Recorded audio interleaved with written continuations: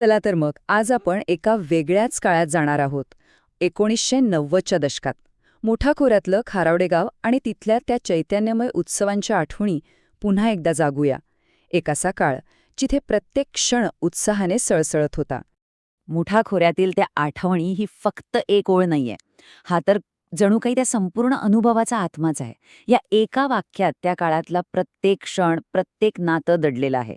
ही एक अशी आठवण आहे जी आजही मनाच्या एका कोपऱ्यात अगदी जिवंत आहे. तर ही गोष्ट आहे साधारणपणे 1990 ते 2000 या काळातली. आणि ठिकाण कुठलं तर खारावडे गाव. आणि निमित्त काय होतं तर हनुमान जयंती आणि म्हसोबा यात्रेसारखे एकदम जिवंत पारंपरिक उत्सव.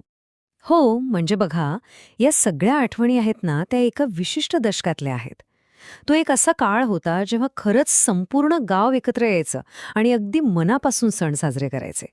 तेव्हाची ती सामाजिक एकी, तो जिव्हाळा, त्याची गोष्टच वेगळी होती. आणि गावापर्यंत जायचं म्हणजे किती तर साधारण 5 किलोमीटर. पण गंमत ऐका, हा संपूर्ण प्रवास नेहमी पायीच व्हायचा. हो, तेव्हा गाडी किंवा दुसरं कोणतंही वाहन नसायचं. आणि म्हणूनच तो फक्त एक प्रवास नव्हता, तो त्या उत्सवाचाच एक अविभाज्य भाग होता असं म्हणायला हरकत नाही. मित्रमंडळी, मोठी माणसं, सगळ्यांसोबत गप्पाटप्पा, हसत खेळत तो प्रवास व्हायचा. आजही आठवलं ना की अंगावर एक वेगळाच उत्साह संचारतो. बरं, आता उत्सवाचा दिवस सुरू कसा व्हायचा ते बघूया. सुरुवात व्हायची ती हनुमान जयंतीच्या पवित्र विधींनी. म्हणजे बघा, सकाळची सुरुवातच एकदम भक्तिमय वातावरणात. गावातल्या प्रत्येक तालिमेत म्हणजे आपल्या व्यायामशाळेत हनुमानाची पूजा व्हायची. आणि या पूजेमुळे पुढच्या सगळ्या कार्यक्रमांसाठी एक भक्कम आध्यात्मिक पाया तयार व्हायचा. आता हा गुढी उभारण्याचा विधी हा तर एक वेगळाच आणि तितकाच आव्हानात्मक प्रकार होता.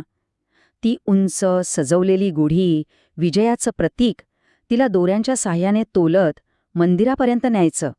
म्हणजे बघा, श्रद्धा आणि कौशल्य यांचा काय सुंदर मिलाप होता तो. आणि हे बघा, यावरून त्यांच्या कौशल्याचा अंदाज येतो. चालता चालता त्या उंच गुढीला इतक्या उभ्या कोनात म्हणजे जवळजवळ सरळ बॅलन्स करणं. विचार करा किती कौशल्य आणि ताकद लागत असेल या कामाला. आणि ही मिरवणूक कुठे जाऊन थांबायची तर जननी माता मंदिरात, तेही मुठा नदीच्या अगदी काठावर. त्या नदीच्या प्रवाहामुळे असेल कदाचित, पण तिथे पोचल्यावर भक्तांना एक वेगळीच ऊर्जा आणि शांती मिळायची. चला, आता येऊया यात्रेच्या मुख्य भागाकडे, म्हसोबा यात्रेच्या दुपारच्या सोहळ्याकडे, जिथे गावाचं खरं चैतन्य बघायला मिळायचं. यात्रेचं खरं हृदय होतं हे कार्यक्रम. एकीकडे लेझिम पथकांचा तो दमदार लयबद्ध खेळ, दुसरीकडे झांज पथकाची नादमय सलामी, आणि हो, सगळ्यात महत्त्वाचं म्हणजे तमाशा. संगीत, नृत्य, विनोद या सगळ्यांनी भरलेला आपल्या पारंपरिक मराठी लोककला प्रकार. आणि भव्यता किती होती तर हा आकडा बघा, फक्त तमाशा बघायला जवळपास 5,000 लोक जमायचे. केवढी मोठी गोष्ट होती ही. आणि एवढी गर्दी का? कारण तो फक्त एक मनोरंजनाचा कार्यक्रम नव्हता, तो तर संपूर्ण मुठा खोऱ्याच्या सांस्कृतिक ओळखीचा, अभिमानाचा भाग होता. लोकांच्या जगण्याचं प्रतिबिंब दिसायचं त्यात. आता आपण पोहोचतोय दिवसाच्या परमोच्च क्षणाकडे, खंडोबा मंदिरात होणाऱ्या संध्याकाळच्या विधींकडे, जिथे श्रद्धा आणि उत्साह अगदी शिगेला पोचायचा. संपूर्ण वातावरण जय मल्हारच्या जयघोषाने दुमदुमून जायचं. हे फक्त शब्द नव्हते, ही होती खंडोबाच्या शक्तीला दिलेली साद. एक प्रचंड श्रद्धा होती त्यात. आणि मग तो क्षण यायचा ज्याची सगळे वाट बघायचे. देवाचं नाव घेऊन अंगात संचारलेला एक भक्त लोखंडी साखळी तोडायचा. तो क्षण म्हणजे मानवी श्रद्धा आणि दैवी शक्ती यांचं एक अजब नातं दाखवणारा. खरंच अंगावर रोमांच उभे राहायचे. बरं, आता या आठवणींच्या प्रवासाच्या शेवटच्या टप्प्यावर आपण आलो आहोत.